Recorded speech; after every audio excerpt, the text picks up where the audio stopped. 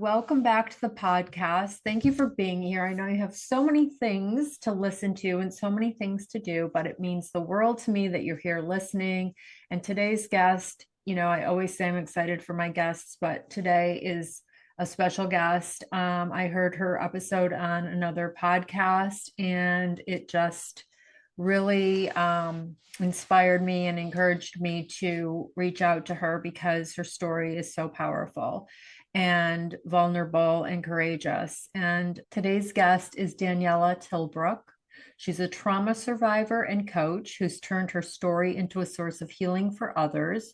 After surviving a decade of child sexual abuse by a family member and staying silent for many years, Daniela found her voice, and now she helps others do the same. Her upcoming book, Not My Shame, Healing Childhood Trauma, comes out on June 27th, which is Post-Traumatic Stress Disorder Awareness Day. I am so honored to welcome her to the show today to talk about healing, courage, and what it really takes to reclaim your life after trauma. Welcome, Daniela, to the show. Thank you for being here. Hi, Linda. Lovely to meet you. So nice And to meet you. Yes. thank you for inviting me onto your podcast. Absolutely. I was listening to your story with on Hal Elrod's podcast, and I was just glued listening because I felt some connection with you, being that I carried shame for many, many years. I love the name of the book. Can you tell us, Daniela, take us back to the moment you decided it was time to break the silence and begin your healing journey? I mean, to be honest with you, Linda, it did take a really long time. And it was during COVID. So this is going back to 2021, was when I finally told my husband about what had happened to me. Oh my Um, goodness. so it's only in real, in fairly recent history. And my healing only really began when I told him. So how long were you married before you told your husband? Gosh, that's a good question. 14, was a good 7 years. Yeah, Wow. so a while. Yeah, a while. Because in my mind, this was something that I was just going to take to the grave. No, Mm. yeah, I did. I didn't. I just didn't want to deal with it, and I kind of just pushed it down and down. And I thought I don't need to tell him because, yeah, this is going to be something that's, I'm not going to tell anyone. I see. Did you have any physical symptoms in your life from like holding down those feelings for so long? Because I know that I personally believe that unresolved trauma manifests in the physical body with pain or something, or even, anxiety and different things. In 2017, I did have breast cancer, and I do attribute a lot, well, yeah, that to just years of kind of suppression and not dealing with this. And I don't know if you've read the book by Gabor Mate, When the Body Says No. I haven't. I'm going to write it down. I've read The Body Keeps the Score. So when the body says no, Yeah, when I read that book, I was just, it just kind of showed me the seriousness of not dealing with trauma and how it does kind of manifest in the body. And, I do believe that my breast cancer was caused by unresolved trauma and also just living in survival for years and not looking after myself and the kind of smoking and drinking and excessive partying and everything that kind of goes along with it. absolutely, yes. It's very common. Just not dealing with it, trying to numb the pain in some different way. So, your upcoming book, Not My Shame, I love the title. It's a powerful title. What does that like mean to you, and how did you come up with that name? I love that. I guess I don't know, I finally realized, it just isn't my shame. And, this happened, it was a family member that was my abuser.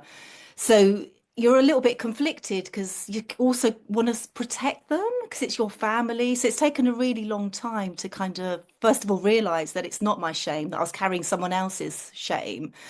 And I think when I finally realized that, I thought, I've been in living for so long in this shame that it isn't mine. So I think it was that really kind of bold statement, like, not my shame, which, yeah, is the title of the book.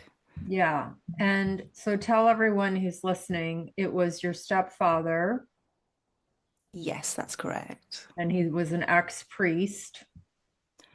Yes, yeah. I mean, yeah. I mean, this is the stranger than fiction part of my story, but yes, he was a former Catholic priest. Right. And your father, what happened to your father? He was a priest as well, Catholic priest. Yeah, so my biological father was also a Catholic priest who got my mum pregnant and then had nothing to do with us. Mm. Um, so yeah, it's also quite an unbelievable sort of story, but yeah, and having also been then brought up in a really strict Catholic home with all the kind of religious sort of trauma, and yeah, it's all quite unbelievable, really. Did your Yeah. mother like when did I mean, was she someone, I'm just curious, like that knew and like shoved it under the rug or something? Like, This is one of the unanswered questions. Unfortunately, we're now estranged, but she did claim that she didn't know. But I think also she hasn't really acted in a kind of supportive way, that I suspect that this is just something so awful that she's just kind of pushed it down and is just not dealing with it herself. So it's easier just to kind of, I don't know, live in denial, because I think looking at the truth would be just so incredibly painful for her. yeah, yeah. Do you have other siblings? So I've got two brothers, and also I found out, so that the biological father went on to have another family. So I Mm. do have a half brother and another half sister. I've met my half brother, but haven't met the half sister. And Mm. there was a lot of resentment as well. When I found all this out, because I didn't actually find out that he wasn't my biological dad until my early 30s. And then Oh, I find out about this other father. And then I found out that he had kids not that long after having me. So there was quite a lot of resentful, being resentful that he had, he was able to be a dad to them, but not to oh me. yeah. Yeah, and then resentment is another low. Before we hit record, you and I were chatting, and I was saying how your story resonated with me because I personally carried a lot of shame for many, many, many years, not really knowing that it was the lowest vibration. I had shame from my past. I got in trouble with the law. I was carrying felony convictions. I was 17. I was on drugs. Nothing's what it looks like. That's one thing that this, podcast will teach. Nothing's what it looks like. I'm grateful to be alive, but I carried so much shame for so many years. I mean, for even more things than that. And even not having a college degree, I felt shame. I mean, I just was clueless that we are worthy just for breathing. We are worthy for being alive and breathing. And so, but yes, so your mom, okay, so you have sibling, yeah, and resentment is truly a block to abundance and a block to blessings. You were saying, that you weren't thriving, you were surviving, and that was your, default program of basically your entire life. So when you told your husband is when the breakthrough kind of started. Yes, no, definitely. And I just love what you said, Linda, before about just being worthy. If someone had told me that like years ago, I think I would have, spared myself decades of pain.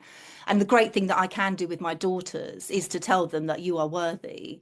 And I'm really sorry, I've just forgotten the question you just Oh, asked. it's okay. No, it's very powerful. This is just what I want to convey is that, yeah, they don't have to achieve things. They don't have to, they're lovable just for, being alive. So yeah, we're worthy. The question, it was just that the start of your healing began when you told your husband, right? And so Um, what have been some of the most transformational tools or practices that supported your recovery?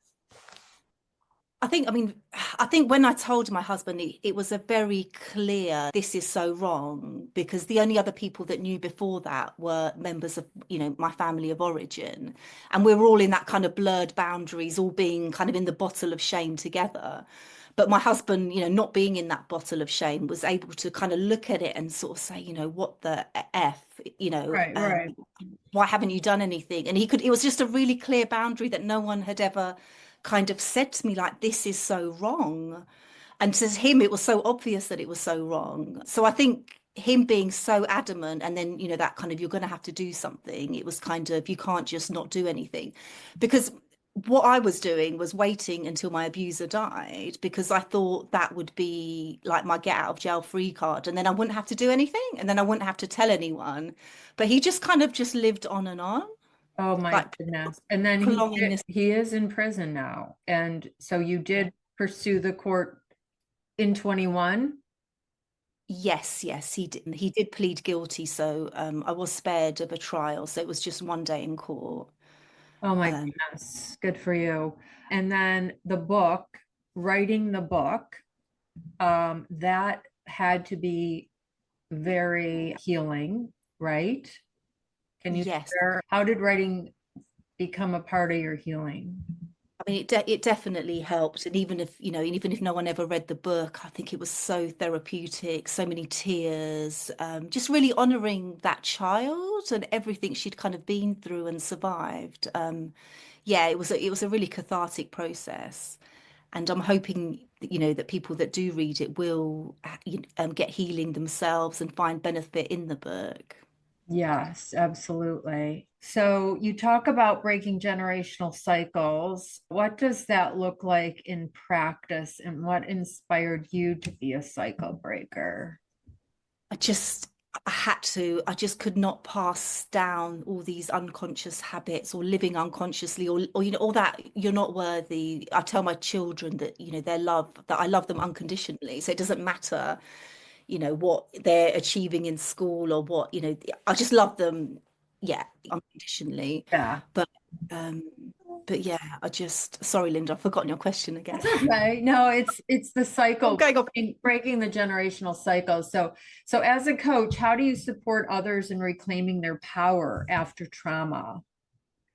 So what we do is, I provide that kind of that container where people can share what's happened to them, if that's what they want to do. And it isn't therapy, but it is looking much more towards the future where we start to, build those kind of higher emotions and start going for things in the future, not letting the past like define you so much. So Exactly. it's The past is completely I mean, we have to heal it, but we don't have to let it identify us or define who we are, right? Definitely. And when I coach younger people, to me, I get so much satisfaction knowing that I can help potentially change the trajectory of someone's life where they're not going to spend the next 20 years in this kind of trauma recovery or trying to get over this trauma before they can really start living. Exactly. Yeah. And I was sharing with you also before we hit record that I saw someone's post on social media, and she was saying that her father was homeless or something, and that he was the one, when she told him what was going on, that said, this is wrong. You have to go to, take this to court. So I'm so impressed that this is incredible that you did pursue. Were they still married, your mom and your stepfather, when you did the court and all that in 21? Yeah, so they were still together. So Wow.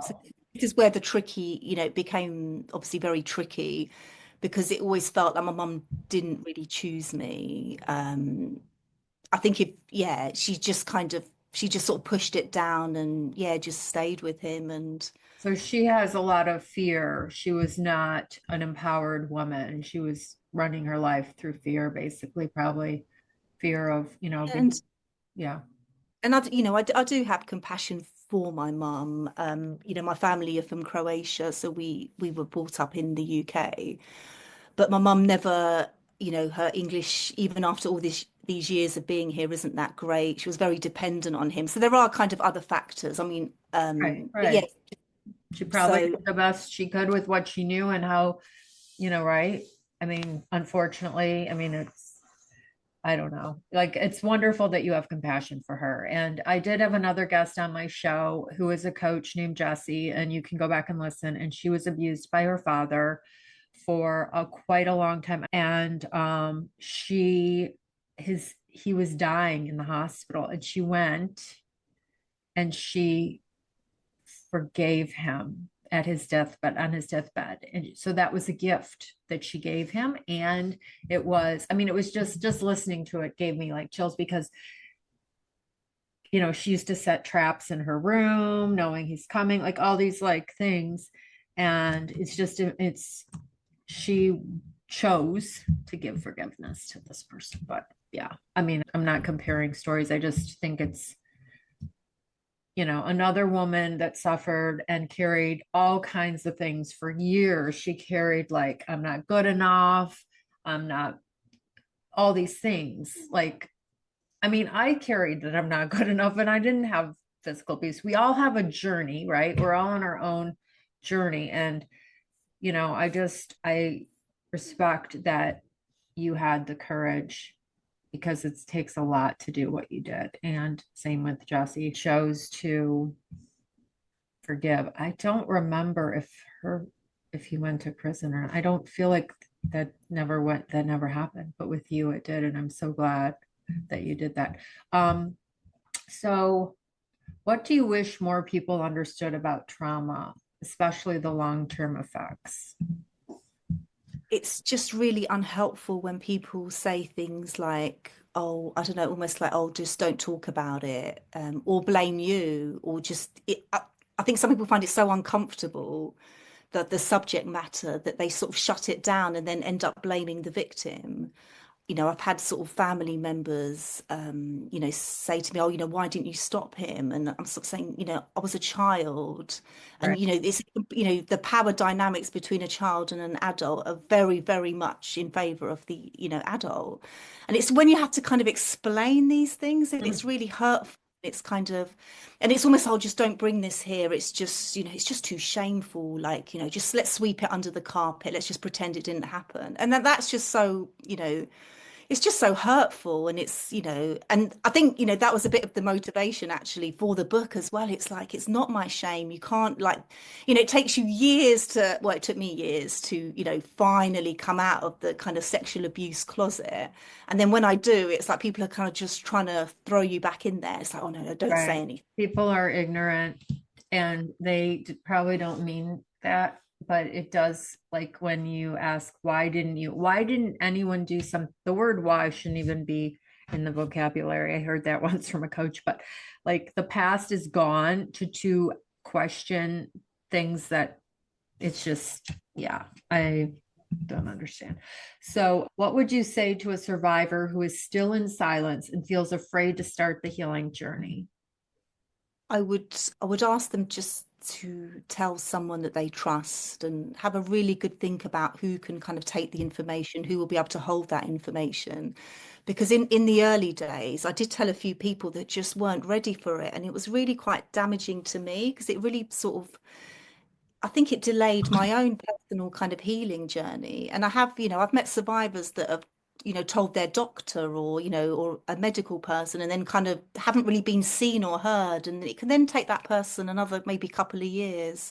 There was someone that then took them another 5 years to finally be able to kind of disclose again because it's so difficult to tell someone. And then when you are shut down, that's really damaging. Mm-hmm, Uh, mm-hmm. there are a lot of kind of online, there's a lot of resources. I mean, there are in the UK, there's, I mean, I'm sure in the US as well, there's like survivor groups, or if you have a trusted friend, someone that you can tell. And, the first person I did tell was my brother.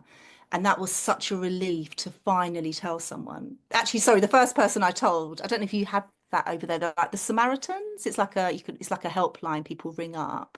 Uh, Um, no, I mean we have things like that, but it's not called this. I don't know if it's called the Samaritans, but so so did you have a therapist though, like all your adult life? oh, I've had loads. You did? So you've told therapists, right? Oh yeah, so I've told, yeah, like mental health professionals. But I Yeah. was very much like treating the symptoms. I was kind of just treating the symptoms of depression and anxiety and stress, but not really. It took me a long time to actually deal with the root cause. And, within the last couple of years, I've had like EMDR therapy.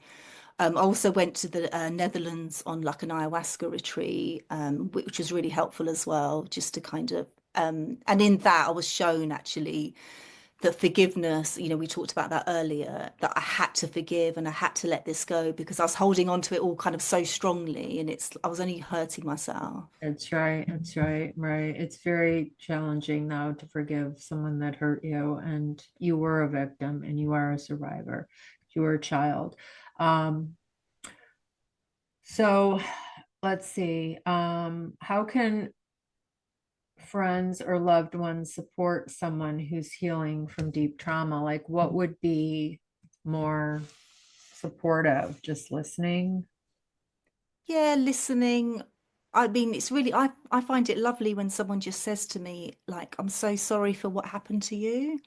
It's something, that I've always wanted my family to sort of say to me, or yeah, a friend actually texted me after she heard the Hal Elrod interview, and she said, "In case I've never said this to you before, I'm so sorry for what happened to you." And I was just on the tube, and I just had like tears in my eyes.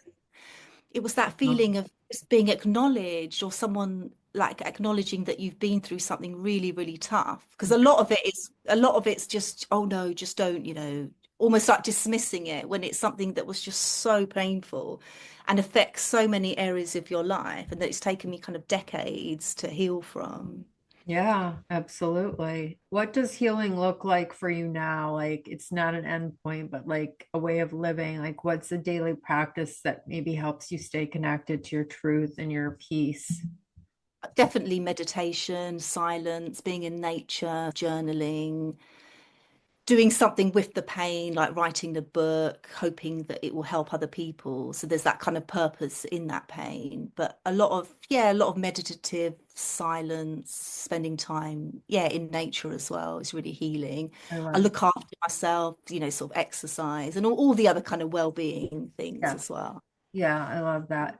So the book is it an inspiring memoir? Is it a memoir? Is it a non just a nonfiction? Like what kind of book exactly is it and who is it for? Okay, so the first half of the book is the dark, and that's a memoir, but it's quite a fast-moving memoir. It kind of goes through the decades fairly quickly. And then the second half of the book is the light, and it's kind of, different therapies that I've tried, and a bit more like a guide rather than a prescription, because, everyone's so different. So it's that kind of guide towards the light. And yes, the second part's kind of healing. So Okay. I think anyone that's, has kind of been through trauma would find it helpful. And in the kind of in my own personal story, I try and just show like the massive impact that this ha also has on your adulthood, sort of going into adulthood with very low self-esteem, low confidence, low assertiveness. But what is wonderful is that all of these things can be built. It's not like they're static. So you can build your confidence and assertiveness, and kind of rewire our brain. So there is definitely hope, even though you know, I've been kind of stuck in these stories for a really long time, but I think with that work, you can change your story and not so much live in the past anymore. Right, right. I had low self-worth also my entire life, most of my life, and low self-esteem. I'm curious, did you have a book coach? I mean, just curious. Did you have a book Oh, coach or anything? yes, I did actually. Yeah, his name's Marcus Young. I met him. Yeah, he lives in the Netherlands, and he's coming over actually next month for the book launch. That'd be really nice. But he's been really, really helpful. I was able to kind of, talk to him. We had ideas. We went through the different like drafts, and That's yes, amazing. I Yeah, don't think I could have done it without a book coach. There's so many like stages to this like journey. It's yeah, like definitely climbing this big mountain. But he right. was like my guide. And is it a self-published or publisher book? So Oh self-publishing. wow, that's amazing. Yeah, because I've been through a bestseller book course and I've co-authored a book, but I'm like I have a chapter in an anthology book, but I'm also um writing my book, but it's still procrastinating a bit, but there's just so much to do. But you attracted a husband, even though you had the low self-worth, low all these things, you met a man and got married and had kid, right? So Yeah, I guess I have I've been reading self-help books for about 20 years. So I do think some of that had really filtered through as well. Like I wanted to break these patterns. Like I didn't want to keep attracting, like my dating history was just horrific. Like just men that just terrible. I mean, just one abusive, guy low. took all my money. Just Oh, geez. But when you have really low self-worth, you just don't think you're worth it. So you're just Right. taking these little breadcrumbs of kind of attention. Okay. Yeah. I met Jason when I was 35. So I was a little bit older as well. So I think by that point like thankfully I'd learned, and I have had quite a lot of, counseling and therapy. So I started to see these patterns, You learn and I to was like, love yourself. Yes. Yes, because that's so huge, right? Respect yourself, love yourself, know your value, know that you're valuable no matter what. And then you guys were married for 7 years before you told him. Yeah, I think it's about 7 years. Yeah. Incredible. That's incredible. Because that's a lot to hide, just to your best friend. I'm just saying it's, a lot. And so let's see what else. So you were saying you've been reading self-help books for 20 years, you've been doing therapy, and then COVID hit. And what prompted you to tell your husband? Just curious. And that's when kind of the whole journey of, I guess this is where, I have written about this in the book. See, this is where it gets really uncomfortable for me to even talk about. But okay, I created this kind of cognitive dissonance life where to the outside world, he was my dad. So, my husband had met him and this all played out. And it's an interesting thing because it's almost like you don't let yourself think about it too much. Or you also realize the absurdity of the situation. And you're sort of thinking, oh, well, he's going to die soon. He's an old man, but he just like lived on and on. So my plan was very flawed. And I think the silence of COVID, not having to see people. And I think I just realized that my death plan had a major flaw, like he was just not dying. And I'd been waiting for this death that just wasn't, happening. yeah, And avoidance, that's what it was, avoidance for years, where I finally just had to do something. I just couldn't keep sticking my head in the sand. right, right. And then is that how you became estranged from your mother because she didn't want this out and you were writing the book and stuff? I'm just curious. Yeah, I mean, yeah, it was after, he went to prison and, I was Right. sort of She seeing him. blamed you or something? I mean, probably on some level she did, but also, I don't know, I've sat her down with photos of me and I sort of, throughout my childhood, and I'm sort of saying this was happening at this age. And then I showed her pictures of me at university saying, there's pictures of me like heavily drinking, like trying to show her the impact of what Right, this had had on her. right. He just wasn't able to see me or console me or comfort me or just say those magical words, I'm so sorry for what happened to you, or is there anything I can do to help you move forward? Yeah, There was none of that. It was just denial, just sort of shutting it down. That kind of sticking, the family approach to things was just to stick your head in the sand and just right. not deal Yeah. with any. It's almost, it's even also a generation thing. Like people, that's how people handle things way back. Like today, we're always like open and honest with our kids. Like you can tell me anything. And it's like back then, it was just kind of different. Tell us about how so you got on, you used Magical Morning, you used Hal's book, right, to help you a little bit. And how did you get on his show? That's so amazing. Just that was quite a scoop. I wrote to him. So this was before I'd even started promoting the book. I remember thinking, oh, I'd love to be on Hal Elrod's podcast, and I knew a lot about him, and I've been following him for years. So it just felt like a really natural. It was just a natural kind of I love it. letter. And then, Yeah. and when he agreed, I was like, oh my goodness. I was like, wow. It felt like a real like. It was great. And then I got to meet him, so that was really cool. That's so beautiful. I love that. I love that. And that's how I found you. And I was so intrigued. And your story is empowering and you're going to help a lot of people with your book. And if there's one thing you want people to take away from this conversation, what would you want that to be? Like, what would you like listeners to walk away with from this conversation? I would just really urge people to, it took me 17 years from remembering to telling someone, which was my husband, that wasn't someone external. So in those 17 years, I think I wish that I'd started my healing sooner. Mhm. And I would just urge people to really start that healing journey, that it isn't your shame and not to be stuck because all that time that I was in shame, I was still just living in survival. I wasn't creating anything. So it's taken me until nearly 50 to kind of get to this point in my life where I would just urge people to, yeah, first of all, realize it's not their shame and to seek, the healing for themselves, that they are worth it. Yes, I love that. And what was your career, or what did you go to university for and stuff? I did marketing and psychology.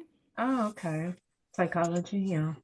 And then in my early 30s, I retrained to be a personal trainer. So I Oh, didn't. Oh, I was bullied at work as well. It's all the I have all the classic like low self-esteem. You know, I was bullied at work, and I then couldn't go. I just couldn't go back into an office environment.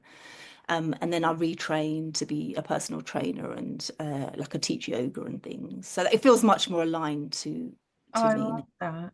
Oh, that's great. That's great. And how many kids do you have? too. Two. Nice. And Oh, I've been teaching them about self-esteem and assertiveness since they were really little. that's great. That's And awesome. confidence. Telling them how great they are and how, supportive. Yeah, that's amazing. Um, is there any last words or anything else you want to share? And then people can pre-order the book. I know, right?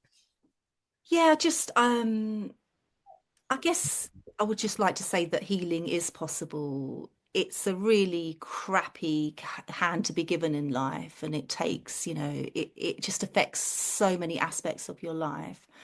But healing is possible, and creating a future is possible, and putting these things in place where you don't have to live in survival, because it's just not a very fun way to live, as well. Right, right. I was that people pleaser and survival, and I didn't even know anything. But till like I said, I sold my home and moved across the country 3 years ago. I had been reading the books and listening to the Tony Robbins and doing all that stuff, but it wasn't until I like left that whole life back and came here that I really started uncovering all the healing and like knowing the trauma that was there and recognizing the low self-worth, the shame that I carried. It all like the pieces fell into place. But you're right, you can't create from fear and lack and scarcity and shame, like survival. You can create when you feel grounded and loved and abundant and safe and all these things. That's when you can be creative. So I'm so glad that you did what you did. I mean, it's very courageous and Linda, there's one other thing I would like to say. I think the it's when you don't deal with it. It's just not like all the unprocessed trauma will come out in different ways in your life. Because I think I used to think, oh, well, we'll just push it down and we won't deal with it. And, I tried that for many, many years, but it always comes back in some way, and it will be affecting your behavior unconsciously anyway. yeah, So I know it's painful and horrible, but I really liken it to having a thorn in my heart where I finally just took the thorn out, where I could then let it start to heal rather than trying to make sure no one touched the thorn and protected the thorn. And it right. is painful, but I think just so, so necessary if you want to really move on with your life. Exactly. If you want to thrive, you have to, yeah, step up and step into your power because we are powerful. What other books or coaches have made a big impact in your life? I've got my bookshelf behind. I love Michael Singer. I love his work. Uncover. Louise, this was the first self-help book I ever read, You Can Heal Your Life by Louise Hay. I love So, her. so that took me on my kind of self-help Yeah, journey. she's amazing. So amazing. I love Louise Hay. Yeah, Love Yourself, Heal Your Life. I have her books. And then when you were talking about the thorn, I thought of Michael Singer from Yeah. Yeah. Covered Song. I kind of, yeah, that's why I kind of got that because Oh, I realized in The Untethered Soul, that's exactly what I'd done with my life. yeah. Just built all this stuff around it just so nothing could touch it.